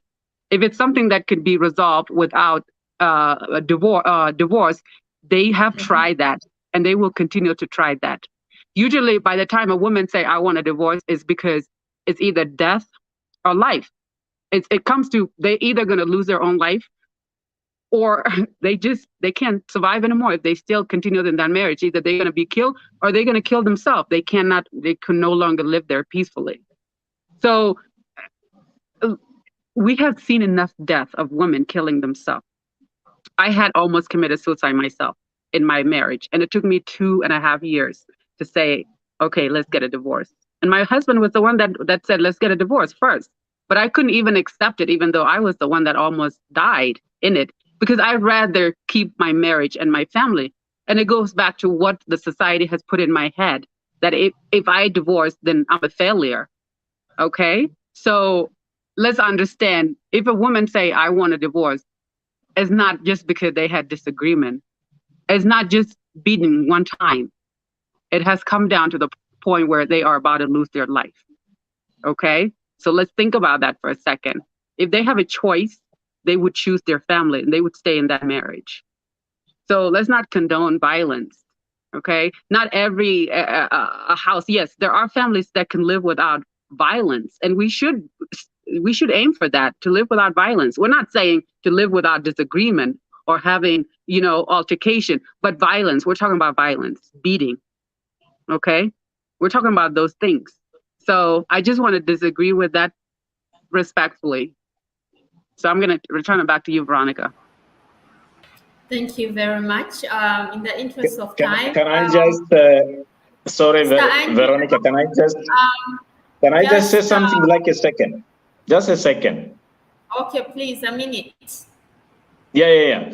So what I wanted to say, of course, the violence, we are all humans, okay? We are all humans. We deserve equal respect, okay? But I didn't say that even if you're being beaten or with a gun, of course, those are dangerous, like really bad kind of situation. Of course, nobody, even myself, if it's my wife doing that to me, I will react the same way. I will say the same comment, okay? But what I was talking about is there are those kind of cases where you have families parting ways for petty things. Of course, a crime, pulling a gun or beating with a stick, nobody will accept that. Even the parents of the woman will not accept that. Even your father, as a man, the father's man will not accept you beating your wife, because this woman is also cooking for your father. Okay, this is in every society, of course. So I was talking about those petty violence.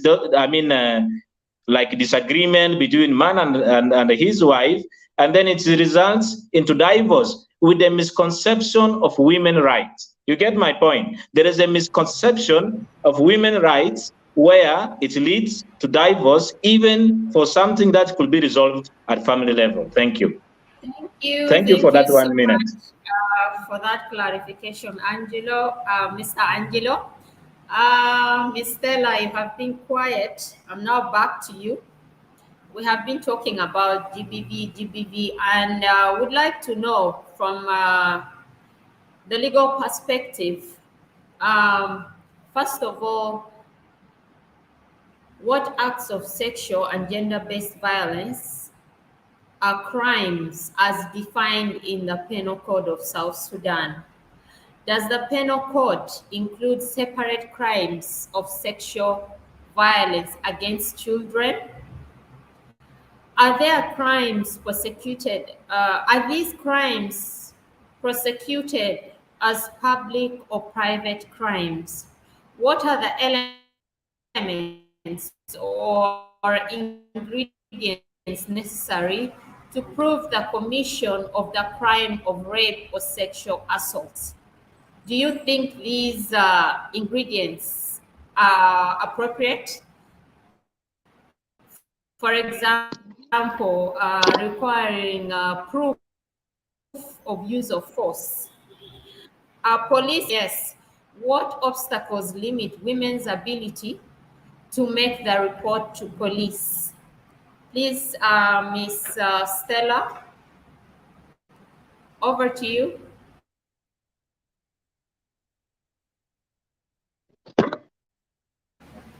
Thank you very much again, Mrs. Igale. Yeah, the Penal Court Act of 2008, South Sudan Penal Court Act, has defined there's not clear definition of a GBV when it comes to the laws of South Sudan.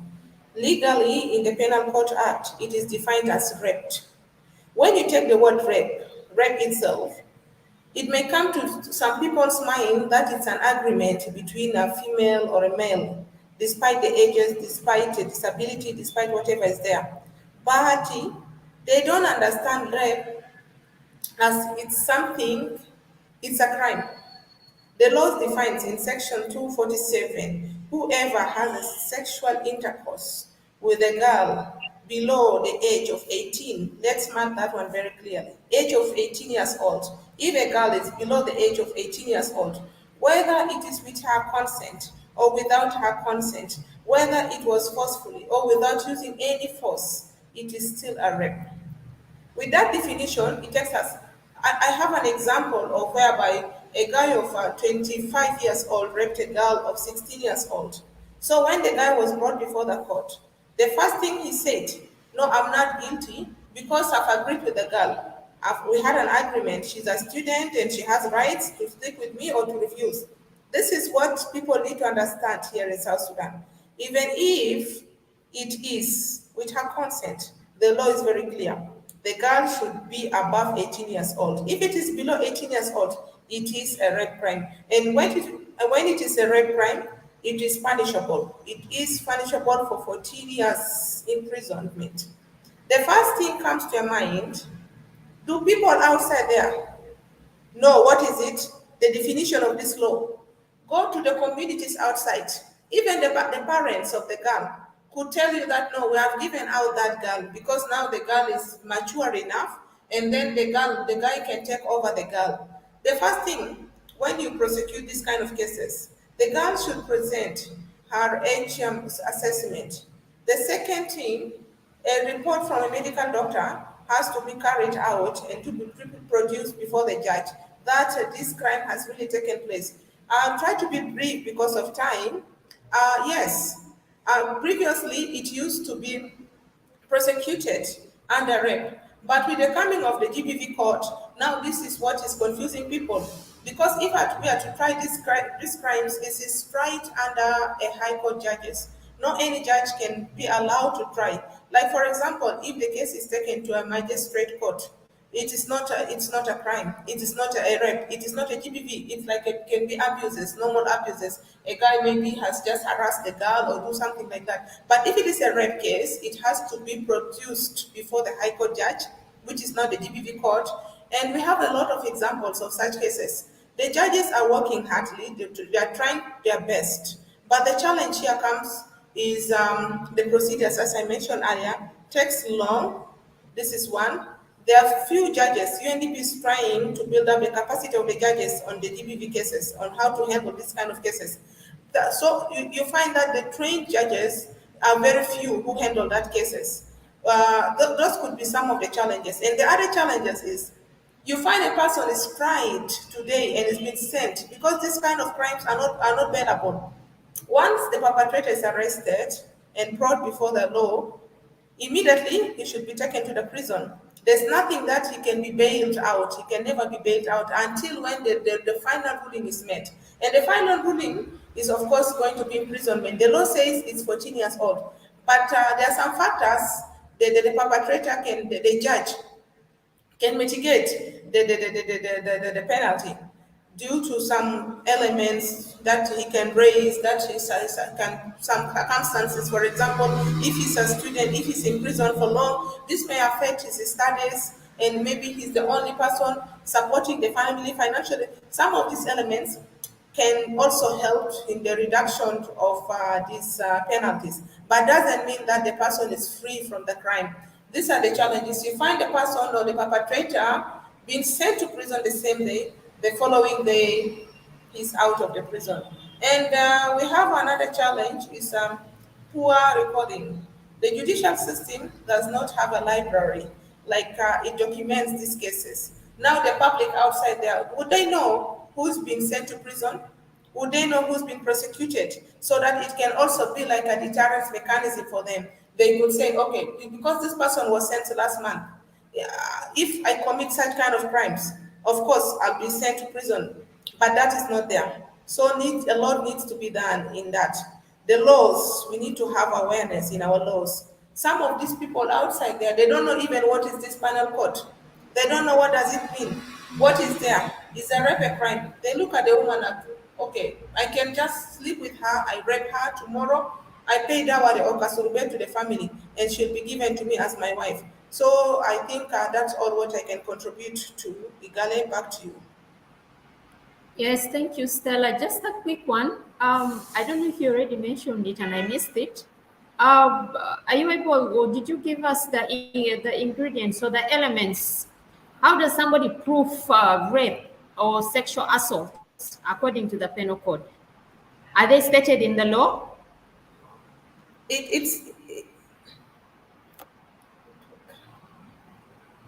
Yes, sorry, the network was a bit interrupting. Yeah, of course it's not. It's procedure things. The elements I've mentioned earlier, the first thing is when the rape happened, when I report that a girl has been raped, the first thing I should have a report from a medical doctor from Juba Teaching Hospital. There's one stop center there that proved that there was a rape within 72 hours, because if the 72 hours elapse, that one cannot work anymore. Then the second element is the age assessment or the birth certificate to prove that the girl is above the age of 18 years old. These are the two elements needed. Then the third thing, previously they used to say, okay, we need witnesses. Of course, rape cannot, if I'm to rape a woman, I don't do it publicly, of course. So this element of witnesses is no longer there as long as we have the proof. The proof is enough that from the medical doctor that this girl was raped. It should not be from any other hospital or clinic. It has to come from Juba Teaching Hospital, this big hospital. Then, as I mentioned, also the second is the age assessment. Nowadays, this GBV has become like a sources of making money for some families here. You find a guy talking to a girl even before or above the age of 18, the family will immediately run to the police. I have to say rape allegation cases similar to this. They run to the police. No, this guy has raped our girl, and we want to send him to prison. So now here starts the negotiation between the two families. Now, in case for us to bail you out, and the police also are involved in that. Before investigating whether the case is rape or not, whether the girl is above the age of 18 or not, the police will, okay, you see the two families, between the two of you, sit and then you agree.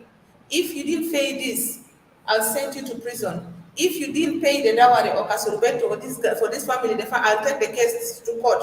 And these are some of the challenges here nowadays. Rape has become like, the GBV has become like a resource to some other people.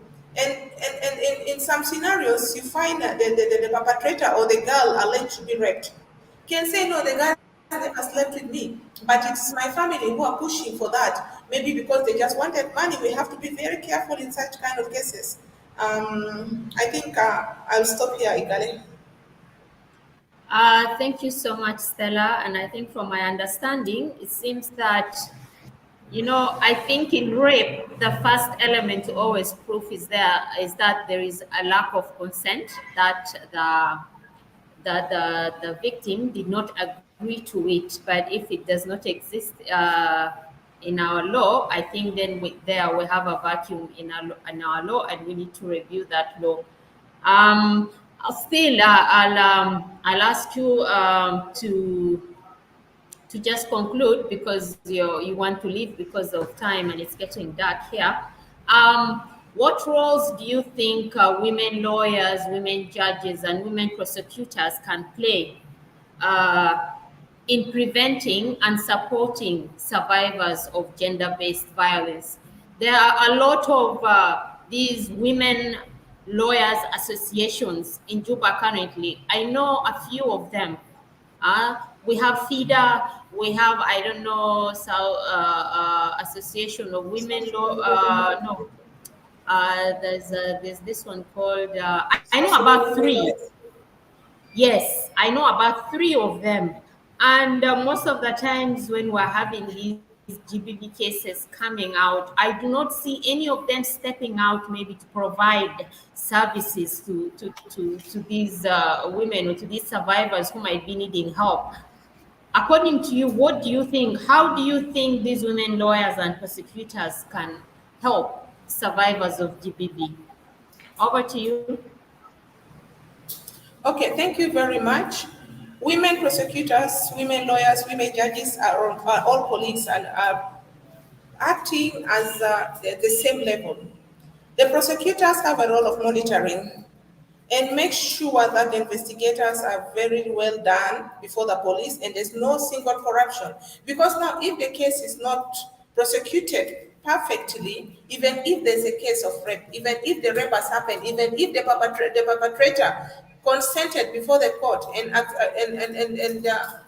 let me say, confessed that he had committed this crime, but if the investigation is not properly done, even if the case reached up to court, it can still be sent back or it can be dismissed. So the prosecutors have a role to monitor, to supervise that the investigations are carried on perfectly. Lawyers are lawyers, whether it's a judge, whether it's a prosecutor, whether it's what. They should take these GBV cases as its own. It's as if it is my sister's been raped, as if it is my own daughter being raped, as if it is my own cousin being raped. But not because I don't know that person. I don't care about how far the investigation has taken, or why is it taking long to investigate this case, or why is the victim or the survivor keeps coming every day seeking for justice without asking her or asking the investigator, have you ever done this? Have you carried the investigation properly? This role falls upon the prosecutors. For the female lawyers, we have FIDA, as you mentioned earlier. We have South Sudan Women Lawyers Association, WAS. I'll talk brief about WAS because I've been, as a member, supporting them in through way to another.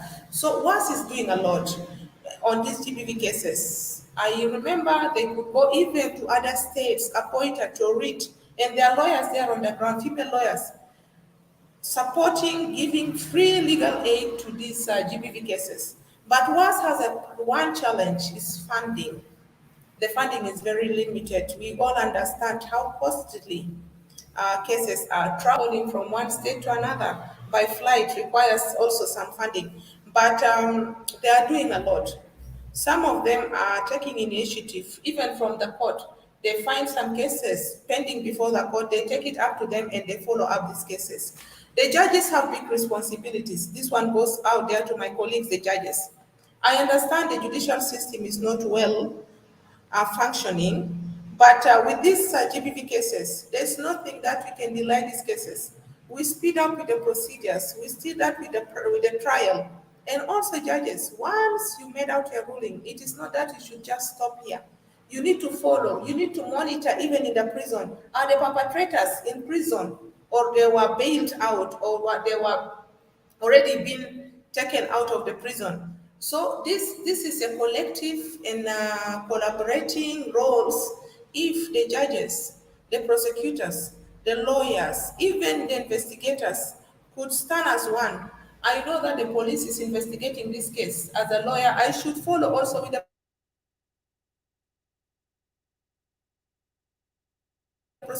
without any delay. Today you find a judge working, and it takes another 2-3 weeks for the judge to come to court.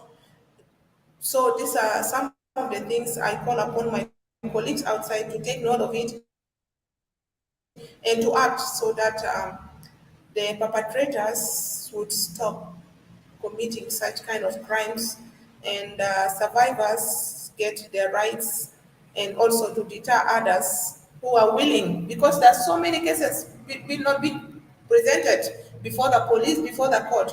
So those ones out there, they also would know that their turn will come to be prosecuted against. I think I'll stop here, Igale. Thank you so much, Ms. Stella, for taking your time to be here, and I think I will excuse you. Yes, you're free to go. I'll continue with the rest. My next Thank you. question is, sorry? No, it's Yes, okay. Stella? I just wanted to thank you before I leave. Yes. My next question goes to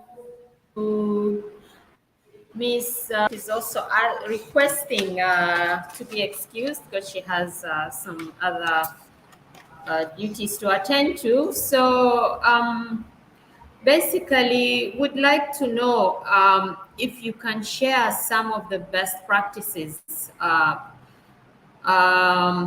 from the US that you think can be replicated in South Sudan. And you also give us the challenges South Sudanese community is facing in the diaspora, and what are your recommendations moving forward? Ms. Nyajuk, over to you. Thank you, Veronica. So some of the practices. Can you guys hear me? I had a call come in. Sometime I take my volume away. Can you still hear me? Yes. Yes. Okay. Completely went out. All right. So I think one of the big one that we need to do is mind shift. Okay. Shifting our mind to realize that violence against anybody is wrong. And as we work on that as a community, as a society, as the whole country, then we would still be working on developing laws to prevent that or to help decrease that. But our minds completely need to shift. Okay. Thinking that violence against your wife is okay, but violence against other individual is not, is wrong. Okay. A wife is a human being, it's a sister, it's a daughter, and it should not be violated. And one way to combat that, it goes back to dowry. Okay. As much as a lot of people don't think dowry contribute to the violence against women, it has a lot to do with it. So we need to not to ignore. We need to focus on dowry just as well as we focus on violence against women, because it's a contributing factor. All right. So we need to talk about capping dowries. We need to talk about lowering dowries. And we need to talk about the possibility of even eliminating dowries completely. Might take a while, but this is a discussion we should not leave behind. And, you know, in the Western world, in America, they don't pay dowries. So their violence against the women, it's there too, but it's not as high, or it's not normalized as it is here in our country, that it's okay. So that's one of the practices I think we need to adapt, is either eliminating the dowry completely or capping dowries to where it's very, very low, so the husband doesn't feel like they bought you. And there has been two ways to do that. We talked about a few things, and this is just from my book Events, and we talked about how this can be possible. One is to cap it to maybe less than 10 cows. Hold on one second. Hello? Hello? Hi. Oh, somebody there for me? Okay, all right, I'll be right there. Sorry, yeah, that's my right. I need to go somewhere. So dowry, it's a conversation we need to have. We need to cap it if we can eliminate it completely at this time. But the first thing we need to do is to make it okay to talk about violence that is not normal. So let's go out, let's talk about not beating, we talked about even fathers not wanting their daughter to be beaten. But believe it or not, many girls report the violence to their fathers and they were told to go back home. And it goes back to dowries, because the family cannot afford to divorce you because they can't afford to pay back the dowries that they took. So there's a lot of laws that we could look into, that we could adapt here in South Sudan, but cutting off dowry is number one, and talking to the communities about that violence is wrong against their wives is good to do. So I need to get out. I appreciate the opportunity to be here completely. I feel honored. And thank you so much for giving me the time to voice my concerns. And hopefully I help in little ways that I can. Thank you so much for being here and for sharing your experiences. And yeah, we wish you well. We meet next time, Thank you. inshallah. Yeah, bye. Bye. Yes, Viola and Angelo. Viola, are you here? Yes, I'm here, Veronica. Yes, okay. So now I'm back to you.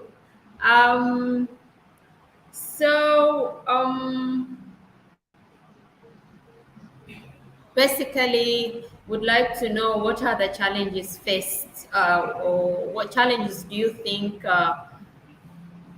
exist in ending all sorts of violence against women and girls in South Sudan, and what are your recommendations moving forward? Viola, over to you. Thank you very much, Veronica. And I think I'll just pick it up from where Nyajuk left, and I have to say this because the reason why we're having this issue, violence against women or GVV, at this high rate in South Sudan, we have to look at how the society has been, like the social norms, the structures that have been put in place that have condoned violence against women and girls. And we have to look at it from a gender angle, that this is a gender issue.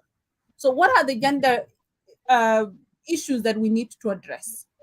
One is that the gender inequality that has existed for so long has condoned or has seen women and girls as a lesser member of the society. And that's why they need permission from someone else to do their marriages. They need to be, something has to be paid for her to enter into a union.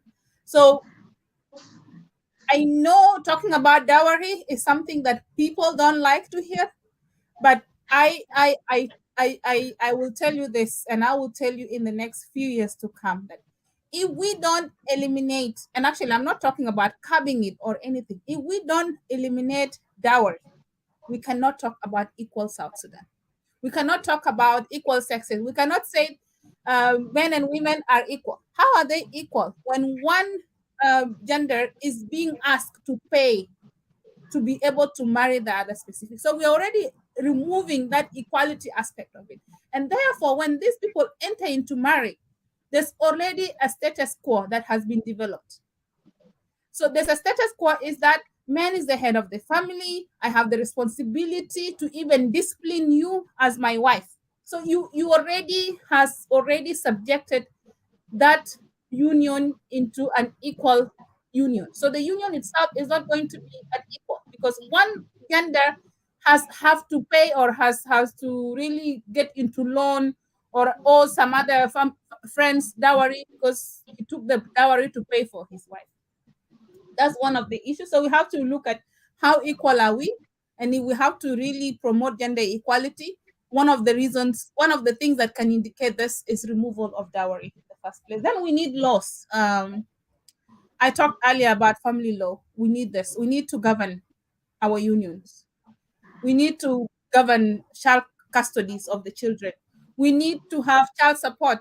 And Angelo talked about many women being single mothers, I assure you they're not there because they want to. No woman want to take that liability to take care of their children single-handedly, but the situation forced them to be there. Then we can really have to really make sure that we reduce the number of single mothers.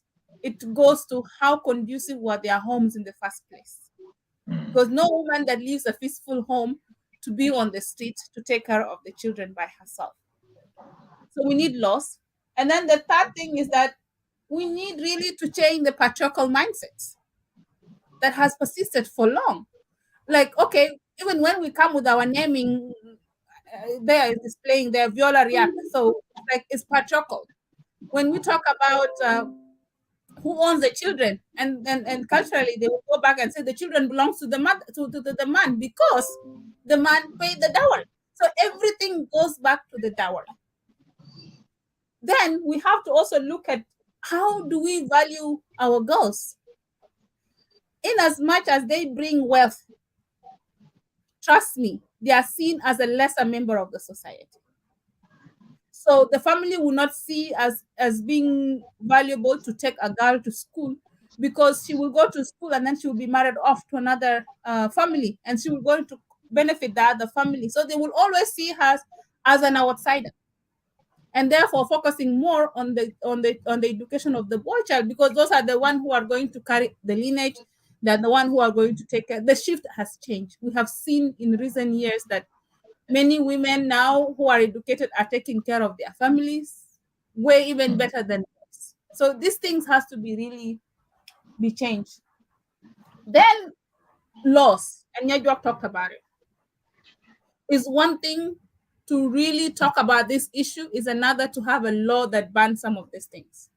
If we have a specific law like the GVV law that the Ministry of Gender has been pushing, that states clearly that domestic violence is criminalized. Trust me, and we see men being taken to jail because of that, we are going to make South Sudan the South Sudan we want. So let's put laws in place. Let's also aware our communities so that they know that women and girls also have rights.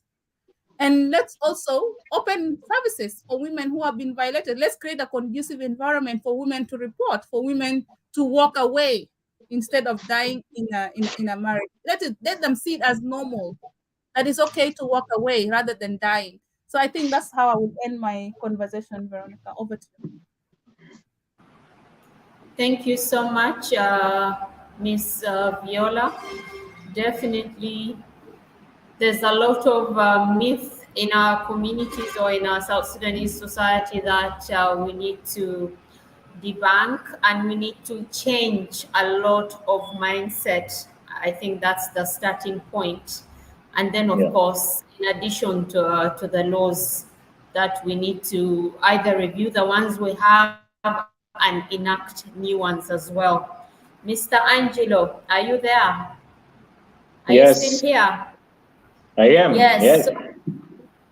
Yes. So my last question to you as well is, what are the challenges, or what challenges do you think facing South Sudanese women and girls, and how can these challenges and how do these challenges contribute to the increase in the incidences of GBV?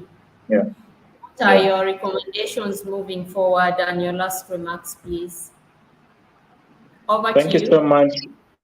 Yeah, thank you so much. I want to begin by saying, I think the conflict has really done a lot of harms to the South Sudan community in general, especially women being always with the children. When conflict happens, what happens? Women take the burden. I think that's for sure, it's known. So the conflict itself has done a lot of damage. So we need peace. I want to reiterate this, that peace is what is required in this country, so that any institutions that is providing or is supposed to provide services to either GBV survivors or to women or men should be able to operate properly. Peace is key. This is number one. Number two, there is this common phrase that prevention is better than cure. We need to find a way to reduce exposure of girls and women to GBV-related risks. I want to give an example, and I'm always disappointed to see that in markets in South Sudan, you will see young girls as young as 8, 9, 10, 11 years moving with consumable goods in the market selling it. And they're either sent by their uncles or their mothers or their family members to go and sell those consumable goods in the market. What happens? When they're in the market, they're exposed to the public. They see so many things. And then some of them, of course, they catch the eyes of some young men. They can easily target them and squeeze them into some locations. I think to solve this, it's up to the authorities. Like the town mayor, for example, we have municipalities in this country. It's very important to issue local orders banning all children under the age of 18, as per the Constitution, moving with consumable goods in the market, because it exposes them to risks that we cannot really explain. That is a starting point. Once we have that, you realize that most of the young girls, they will stay at home with their parents and family members and somehow listen to the family rules and regulations. If the child is having 90% time in the market, moving from morning to evening, it's also a child labor. It's not just an exposure to GBV risk, it is also a child labor. It's a question of child labor. So it's a starting point. And then, as I said from the beginning, we need to have a monitoring tool. Organizations and government institutions responding to GBV-related cases, we need to develop either an online or a database where cases of GBV in terms of reporting, in terms of response, in terms of follow-ups. You see, when GBV happens, it is reported to the police, and then it goes to the courts, and then the survivors are supposed to receive medical care, psychological support, not just for 1 week, but most of the cases, it's like an emergency case, we respond today and tomorrow case closed. Without really taking time to revisit the case and see how has the survivor managed life since then up to now. I think these tools will help us to also inform policies. If we are laying policies, if we want to inform some specific provisions for the family law, for example, mentioned by my colleague, I think these tools can help us to provide us with the statistics, percentages, even it could provide us with the locations. Where are the many, like the most GBV cases happening? This can as well help the government to channel the response, also the organization to channel the response in resolving this matter. I also want to talk about, in my final remarks, many of us, the South Sudanese, we don't know our constitutional rights. We just don't know it. And this is also one of the reasons why reporting is very low for both men and women. We have the Child Rights Act 2008. How many children are aware of their rights?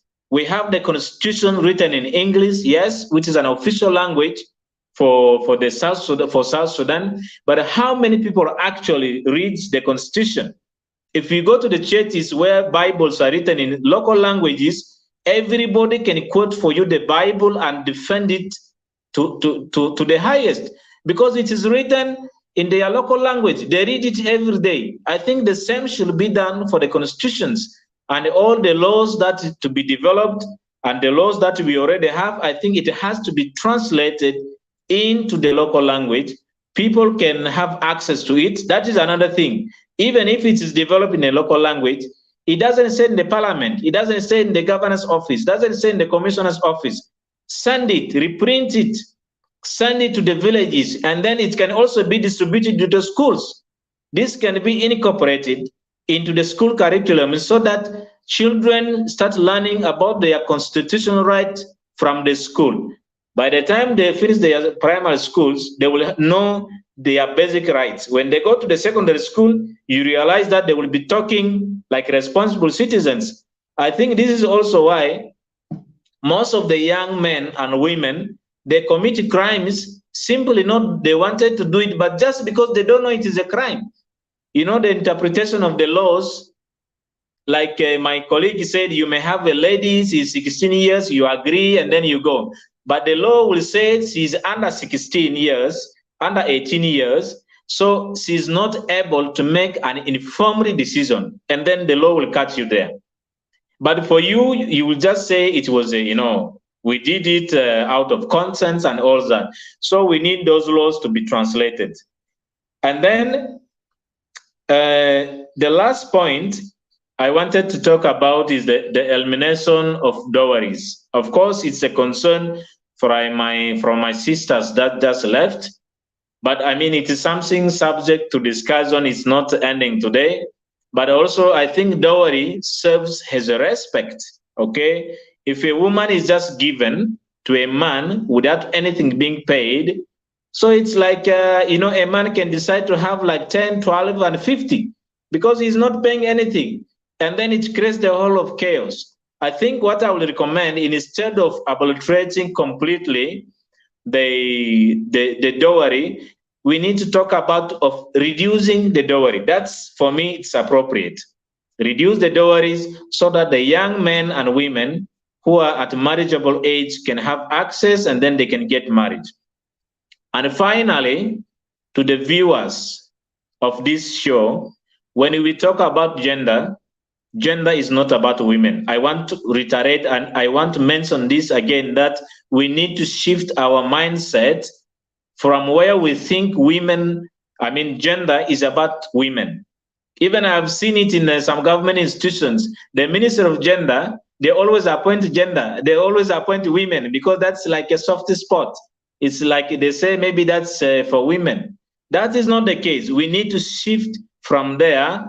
Gender is about human beings and how we face reality in different ways, okay? So when we talk about distribution of roles and responsibility in the society, in the government, that's a different thing. So we should not think when we talk about gender, it's about women being victimized, being victims of GBV. It is a discussion that encompasses the responsibility of men and women working together to live a happy life, to have peace, have a happy family, and then prosper. That is what gender means in actual sense. So that's what I want to say, and it has been a really honor for me to participate in this discussion. Hopefully, inshallah, I will be able to receive your invitation again and then participate in the next one. Thank you so much.